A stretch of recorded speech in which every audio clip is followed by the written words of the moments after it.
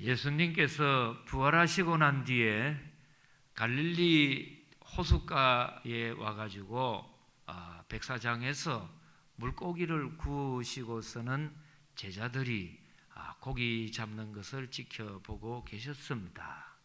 한 마리도 고기를 못 잡는 그들에게 배 오른편에 그물을 던져라 이렇게 해서 던졌더니 신기하고 놀랍게 153마리 만선의 그런 놀라운 결과를 얻게 되는 겁니다.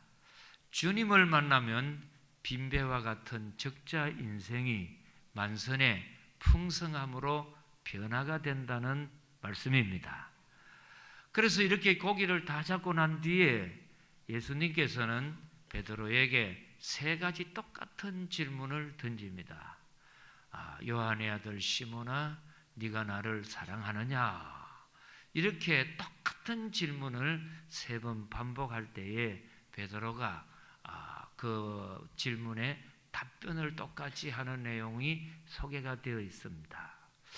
우리는 이 본문을 보면서 왜 예수님이 이렇게 똑같은 질문을 하셨을까 하는 내용상의 해석도 중요하겠지만은 이 말에 담겨 있는 예수님의 마음을 먼저 우리가 살피는 것이 믿음 생활에 도움이 됩니다. 그래서 여러분께서 생활에 나가시면서 외형이라고 하는 모습을 보시는 것으로 끝나지 않고 그 사람의 마음이 무엇일까를 헤아려 보는 것은 더 중요하지 않습니까?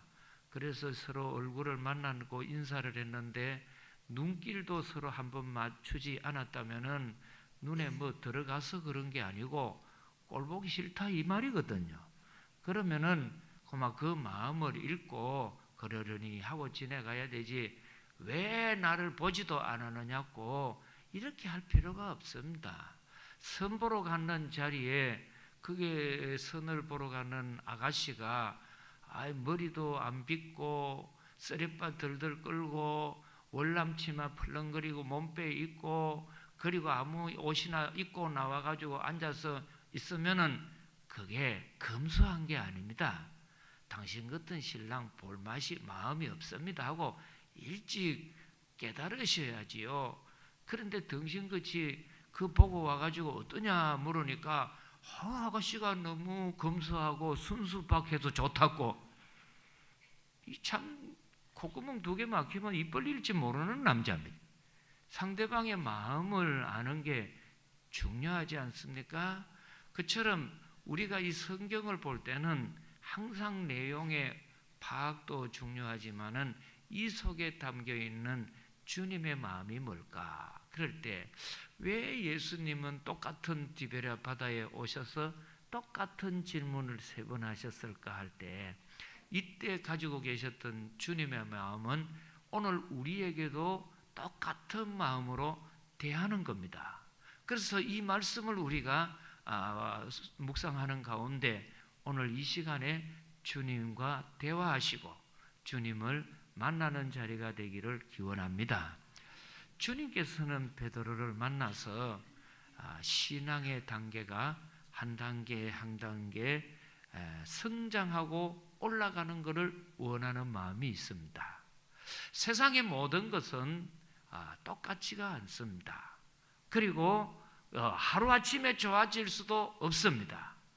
지금 베드로를 처음 이 갈릴리 바닷가에 만나셨을 때 예수님은 첫 번째로 베드로에게 던졌던 질문이 뭐냐 하면은 나를 따르라 이렇게 말씀을 던졌습니다. 그때의 베드로는 예수님의 말을 듣고 배와 그물을 버려두고 예수님을 따르니라. 믿음의 첫 단계는 따르는 단계입니다. 이것을 우리는 본을 본다든지 담는 단계라고 하는데 한마디로 이야기하면은 모방의 단계고 조금 다른 말로 쉽게 표현한다면은 흉내를 내는 단계입니다. 갓난 아기가 처음부터 말을 잘하지 못합니다. 그러면은 엄마나 아빠가 그 갓난 아기에게 말을 가르칩니다. 그러면서 여기에 있는 남자는 아빠라고 한다. 그러면 따라해라 하면 아빠 이렇게 하면 좋은데 처음부터 아빠라는 발음이 정확하지 않지 않습니까? 엄마라고 하는데 엄마도 발음이 정확하지 않고, 그래서 이제 하다가 자꾸 따라하라 하면은 그 자녀가 이제 조금씩 진보 좋아져 가지고 발음도 조금 정확해지고 나아지는 것이 아닙니까? 그런 이처럼 신앙의 첫 단계는 뭐냐면은 따라가는 단계입니다. 그래서 예수님이 기도하는데 따라가자 하면 따라가는 겁니다. 성경 보는데 가자 하면은 보는 겁니다. 그래서 처음에 믿음은 벤치마킹이라고 하는 본을 보고 따라하고 모방하는 것도 이게 아주 중요합니다. 그래서 내 주위에 정말 믿음 좋은 사람이 있다면 그 사람은 정말 믿음의 축복을 받은 사람입니다. 저도 이렇게 보면은 그분을 전도하신 분이 새벽 기도로 안 나오는 분이면 거의 새벽 기도를 안 나오고 주일 한 번만 딱 나옵니다. 근데 그분을 전도하신 분이 수요 예배도 나오시고 새벽 기도회를 나오는 분이라면은 그 전도를 받았는 새 신자가 꼭 그분을 따라 가지고 수요일도 나오고 새벽 기도도 나오고, 또 그분이 전도하는 사람이라면 꼭 전도하는 건 줄을 아는 거지요. 그런데 그렇지 않으면은 잘못됩니다. 그래서 미국 이민 가신 분들 이야기를 들어보면은 이런 이야기를 합니다. 미국 공항에 내려서 자기를 마중 나온 사람이 어떤 사람인가에 따라서 미국 생활이 달라진다. 그래서 그 나온 사람이 세탁업을 하는 사람이라면은 거의 그 사람이 미국 가서 무엇을 업을 하겠어요? 세탁업을 하게 되고, 그런 경우가 생선 가게를 하는 사람은 생선 가게를 하게 된다는 거죠. 그처럼 믿음의 첫 단계는 따라가는 단계입니다. 그런데 이 따라가는 단계는 흉내만 내서는 되지 않고 두 번째 단계를 보면은 믿는 단계라고 합니다. 그래서 예수님께서 길 가시다가 가이사랴 빌립보 지방에 가실 때입니다. 사람들이 나를 누구라고 하더냐 물었을 때 들어는 세례 요한이라고 합니다. 엘리야라고도 합니다. 이런저런 말로 들은 거는 쉽게 이야기를 할 때에, 그러나 너희들 자신이 경험한 나는 누구냐라고 물을 때 좀처럼 이야기를 못합니다. 우리 믿음 좋은 목사님이나 부흥 강사들의 들은 풍어는 있어가지고 예수 믿는 흉내 냅니다. 찬송 부르는 흉내 낼 수 있습니다. 내가 신앙생활하는 모습 흉내를 냅니다. 그러나 흉내라는 것은 본질은 아닙니다. 그래서 정말 예수님께서는 네가 경험하고 알고 있는 자신의 말로 한번 고백을 해봐라. 그랬을 때에 주위의 제자들이 말을 못할 때 베드로가 서뜩 대답을 합니다. 주는 그리스도시요 살아계신 하나님의 아들이십니다. 이 고백을 했더니 예수님이 뭐라고 하십니까? 바요나 시몬아 네가 복이 있도다. 이를 알게 한 것은 사람이 아니요 혈육이 아니요 너의 지성이나 배우거나 흉노에 내서 아는 것이 아니요 하늘에 계신 아버지께서 알게 하셨느니라. 하나님 체험을 했다 이 말이죠. 흉내는 본질이 아닙니다. 그래서 진짜 예수 믿는 단계에 딱 들어가면은 그 다음 단계 주님을 체험하셔야 합니다. 내가 만난 예수님 이런 분이야. 그래서 이런 체험적인 믿음이 있는 사람들에게는 반드시 뭐가 있느냐? 간정이 있습니다. 저 같은 경우도 주님을 만난 간정이, 살아계신 주님을 체험했지 않습니까? 군생활 하다가 제대할 때에 구치소에 들어가 가지고 일주일 동안 죽을 뻔했습니다. 그때 살아계신 주님의 놀라운 인도를 받게 되었는데 그것이요 평생의 수레바퀴의 축과 같이 제 삶에 주님을 체험했습니다. 그래서 저는 지금까지 저보고 당신이 믿는 하나님은, 주님은 어떤 분이십니까? 물으면 저는 딱 고백을 하는 겁니다. 주님은 제 인생을 반드시 좋게 만들어 주시는 분입니다. 그래서 제가 잘 애송하는 성경이 뭐냐면은 마태복음 6장 33절에 있는 말씀을 보면은 너희는 먼저 그의 나라와 그의 의를 구하라. 그리하면 이 모든 것을 너희에게 더하시리라. 더하시리라. 그러니까 예수를 믿으니까 갈수록 없어지고 못해지고 쇠퇴하고 낮아지는 게 아니요, 주님이 계시는 곳은 항상 플러스하고 더하여지고 더 나가서 로마서 8장 26절에서 28절의 딱 말씀을 보십시오. 하나님을 사랑하는 자, 그 뜻대로 부르심을 입은 자들에게는 모든 것이 합력하여 선을 이루느니라.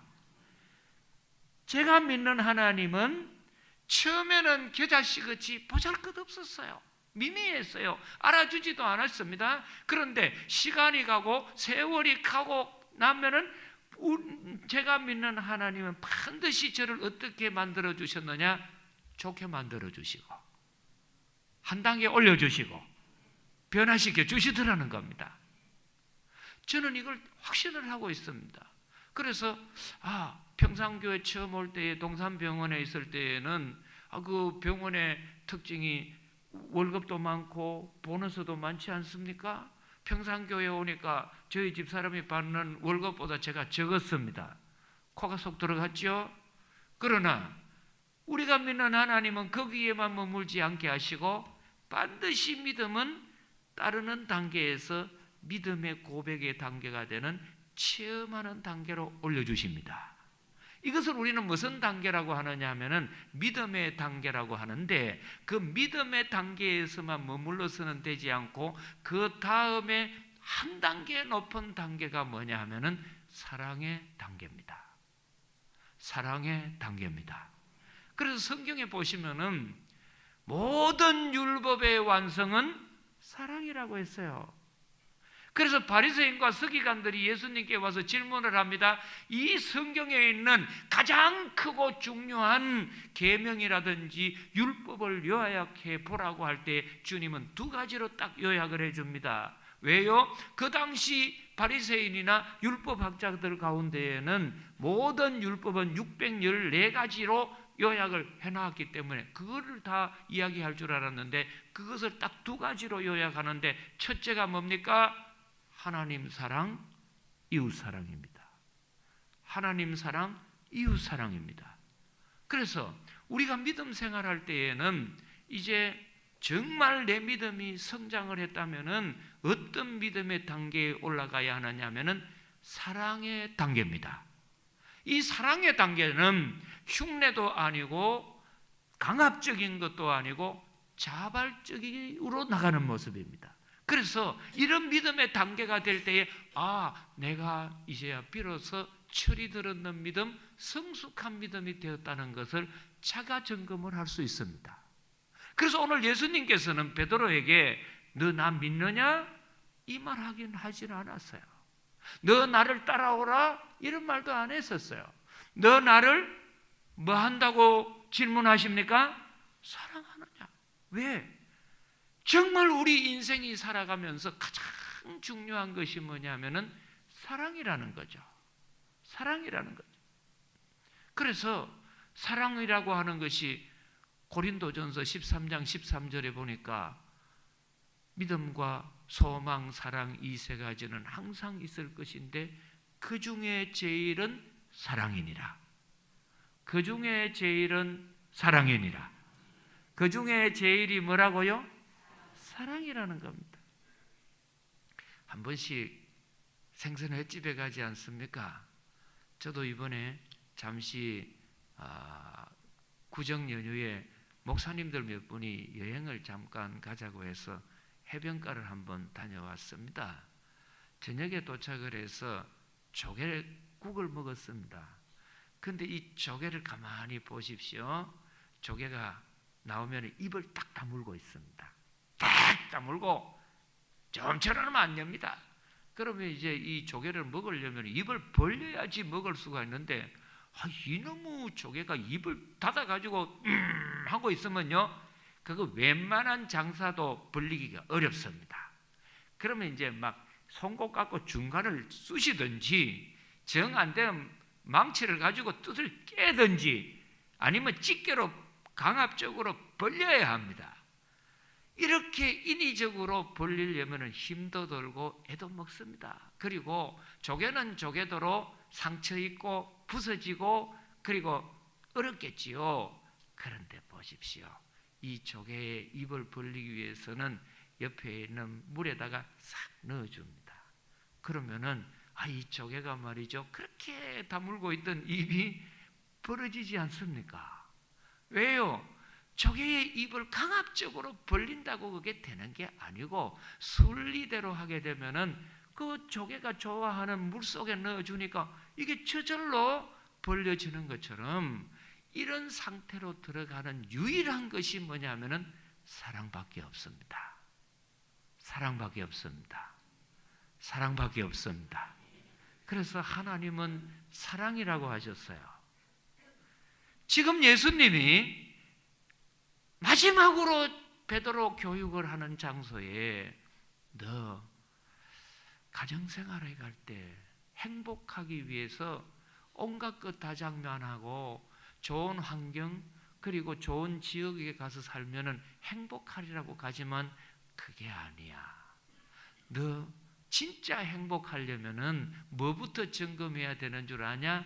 네 자신의 가족을 사랑하는 마음이 있는가 확인해 봐라. 너 직장생활 들어갈 때는 그렇게 감동스럽고 이 직장 저 직장에 이력서 내도 안 받아주고 그렇게 해서 겨우 입사를 하고 날 때는 감동이 되고 감격이 되어서 내가 이 직장을 위해서 몸 바쳐 일해야겠다, 뼈를 묻어야겠다 이렇게 하다가 어느 날 이 직장이 힘들어지고 싫어지고 그렇게 고생스럽게 느껴지는 마음이 뭐냐? 환경의 문제냐 인간관계의 문제냐 이유를 대려면 끝도 없이 많습니다. 제가 늘 말하는 것 중에 무당이 구슬하다가 안 되니까 마당이 삐뚤어 안 된다고. 여러분 이유를 대면은 많지요. 그러나 주님께서는 딱 하나를 지적합니다. 너 그게 아니야. 네 마음에 직장 사랑하는 마음이 없는 거야. 또 직장 사랑하는 마음이 있다면 그럴 수 있어? 그렇게 늦게 가는 거야? 그렇지 않거든요.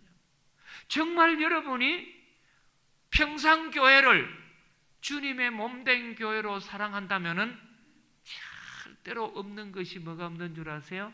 불평이 없습니다. 교회 원망이 없습니다. 왜? 사랑이 있기 때문에. 이번에 필리핀 국제학교의 마이클 조 선교사님이 하는 동계 캠프를 몇 주간 전에 여기서 본당에서 200명이 했습니다. 200명이 잠을 어디서 잤는 줄 아세요? 여기서 잤습니다. 여러분 한겨울에 몇 주 전에 200명이 이 바닥에서 깔판 깔고 자라면 편하겠습니까? 불편하겠습니까? 불편하죠. 알면서도 아닌 것처럼 앉아있는데 불편하죠. 보이라가 제대로 들읍니까? 제대로 샤워를 할 수 있습니까?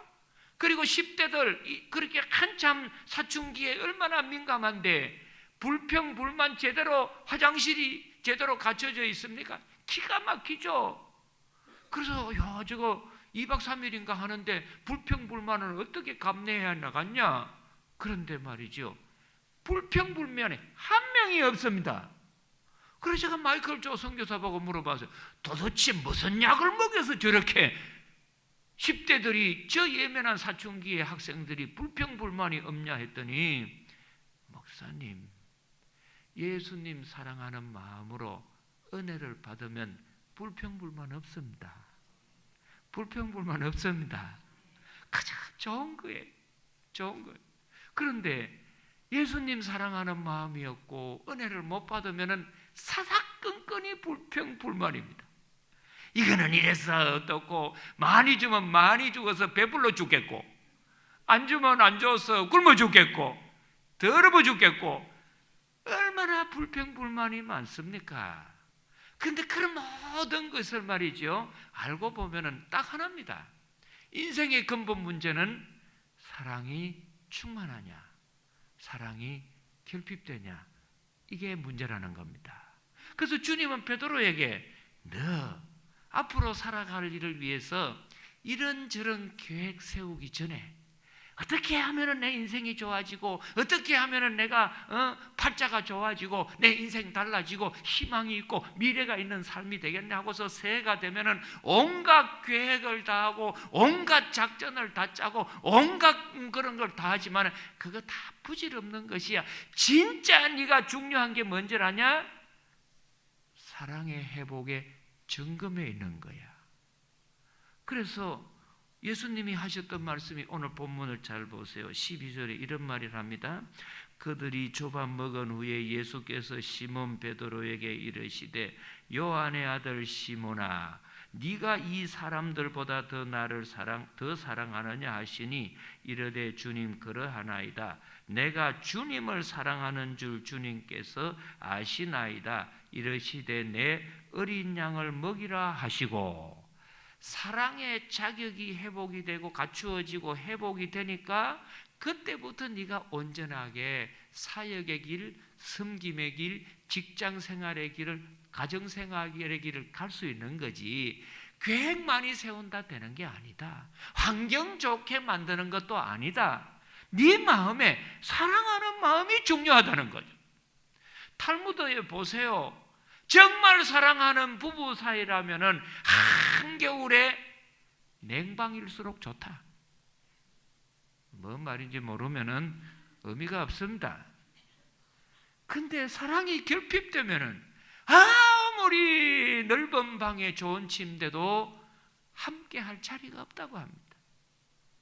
여러분 침대 탓하지 마십시오. 직장 탓, 교회 탓하지 마십시오.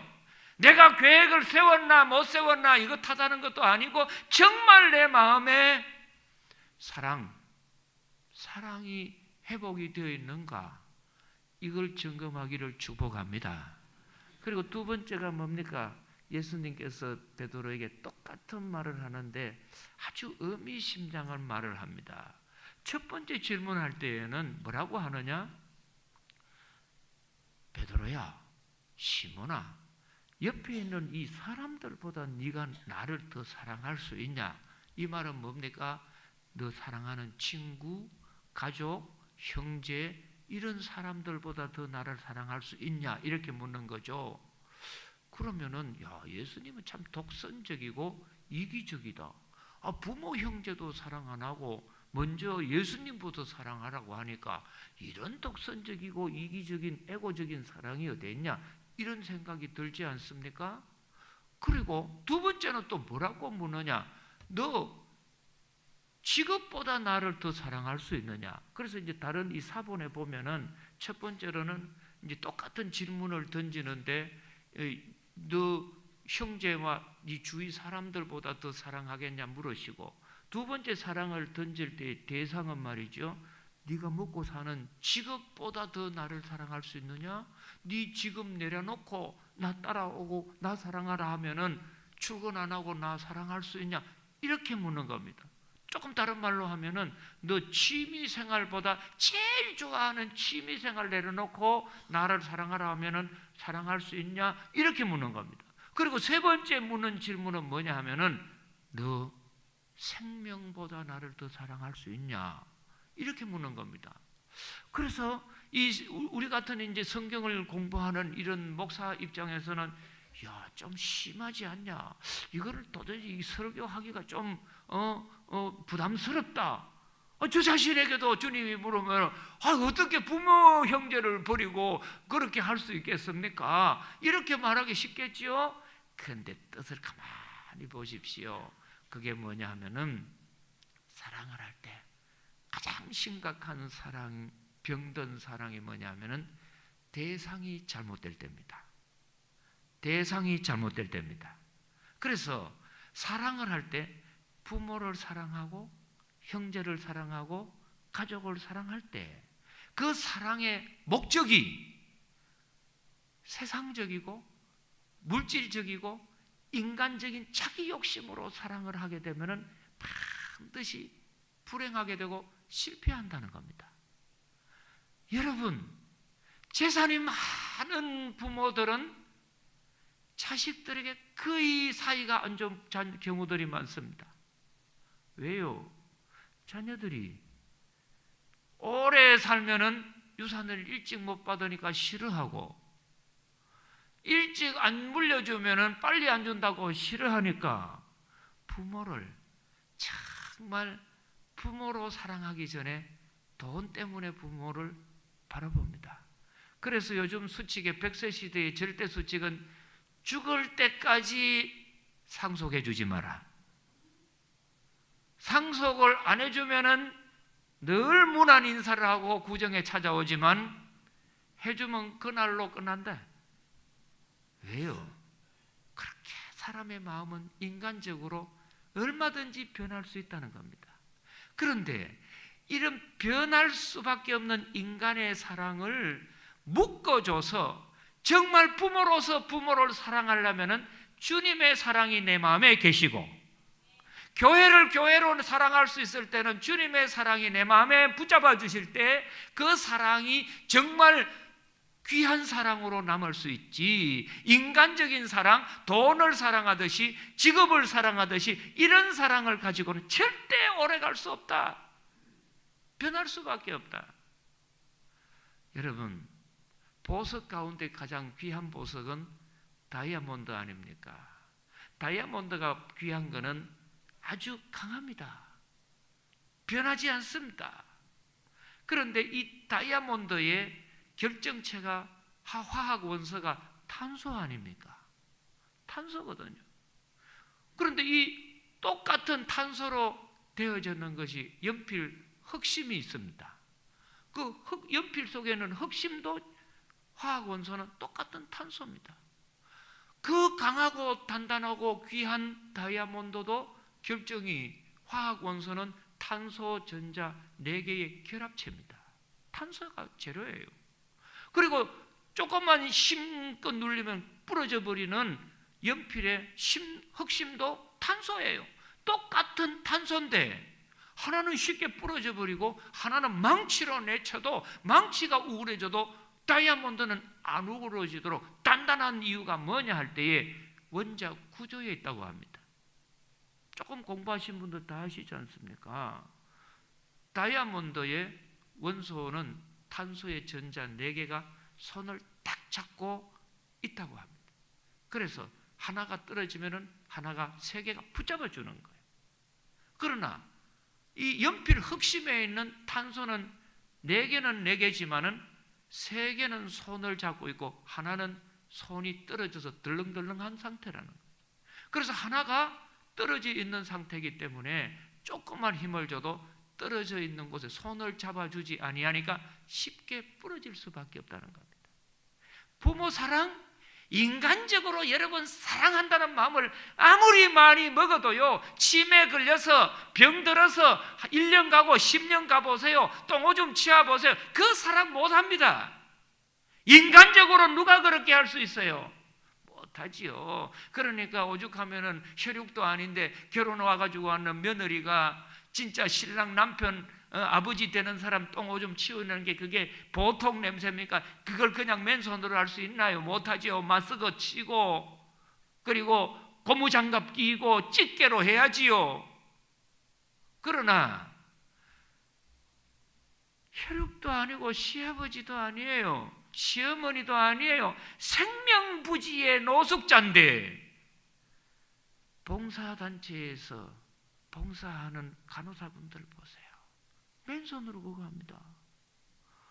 돈을 얼마나 받고 이걸 합니까? 무료 봉사합니다. 어떻게 이렇게 합니까? 딱 한 가지 이야기합니다. 예수님의 사랑이 내 마음을 강권합니다. 예수님의 사랑이 내 마음을 강권합니다. 내가 이렇게 하는 거, 예수님의 사랑이 내 마음을 움직이는 겁니다. 왜 예수님이 부모 형제까지 사랑하기 전에, 네 직업을 사랑하기 전에 나를 사랑하라 하는 말이 왜 그런 줄 아십니까? 인간의 사랑의 유효기간은 짧게는 1년 6개월이고 길면 3년 이상을 못 지나간다고 합니다. 그래서 바람을 피우든지 태풍이 불든지 뭐 남자든 여자든지 그 이상한 짓 하면요, 유효기간은 1년 반에서 3년 이상 못 넘어간다고 합니다. 왜요? 에로스적인 사랑은 화학 방정식에 있는 걸 보면은 이 에로스라고 하는 헬라어 단어 자체가 상대방이 가지고 있는 장점을 내 것으로 취하는 거죠. 사람은 영원하지가 않고 끄집어내 봐야 한계가 있고, 둘이 만나면 전기가 찌릿찌릿해가지고 500도가 1000도가 되든 하면은 처음에는 찌릿찌릿하고 좋은 거 그거 정신이 없고 제정신이 아니죠. 몽롱하게 덮으셨죠. 그러면은 내 몸에는 하나님이 어떻게 해놨느냐, 충격이 들어올 때 반드시 면역체를 만들어가지고 그것을 항체가 그것을 받아들이게 되어 있어가지고 면역이 되게 됩니다. 그래서 아무리 찌릿찌릿해도요, 1년 6개월 딱 지나고 3년 지나면은 이게 이제 나무를 만지는 거나 똑같아집니다. 그래서 한 30년 부부가 살면은 처음에는 그렇게 신나고 한 사람 혼나고 막 좋고 정신없고 그렇지요. 그래서 뭐 에로스적인 사랑을 하지만도 그게 한 10년 20년 지나면 그게 다 떨어집니다. 전기 효과 끝나버립니다. 그러면 뭘로 살아야 돼요? 가족애로 삽니다. 그리고 30년 40년 50년 살면 가족애도 없고, 이게 뭡니까? 아들 딸 취직하면은 둘이가 남아가 있는 거는 인류애로 살아갑니다. 저 인류 어떻게 사람은 자꾸 이제 매운 걸 자꾸 먹다 보면은 자기도 모르게 매운맛에 면역이 생겨버려서 그 다음에는 안 매운 거예요. 술을 먹는 사람들, 제가 한번 뭣도 모르고 소주들 그걸 맹물인 줄 알고 먹었다가 얼마나 소주가 독한지 이놈의 걸 왜 먹느냐 했더니, 목사님 그게 매운 거 쓴 게 아니고 답니다 그래. 미쳤지요. 근데 소주도 자꾸 먹으니까 그게 달게 느껴지듯이 하는 것처럼 인간적인 사랑은 말이죠, 면역체가 생기면 더 이상 그 감각이 없어져 버려요. 한계가 있다 이 말이에요. 그러나 예수님이 주는 사랑만이 영원합니다. 그래서 여러분 정말 가족을 사랑하고 여러분 자녀를 사랑하고 교회를 사랑하고 직장을 사랑하시려면은 예수님 사랑을 내 마음에 모시기를 원합니다. 이것만은 없습니다. 이 사랑이 우리 모든 성도들에게 함께 하셔서 올 한 해 여러 가지 계획을 세우기 전에 주님, 내 마음에 예수님 사랑이 회복되기를 원합니다. 불평하지 말고 원망하지 말고 있는 그대로 받아주고 참을 수 있는 이런 사랑이 되기를 원합니다. 기도드립니다. 하나님 아버지, 주님 사랑하는 마음 회복케 하여 주옵소서. 예수님 이름으로 기도드리옵나이다. 아멘.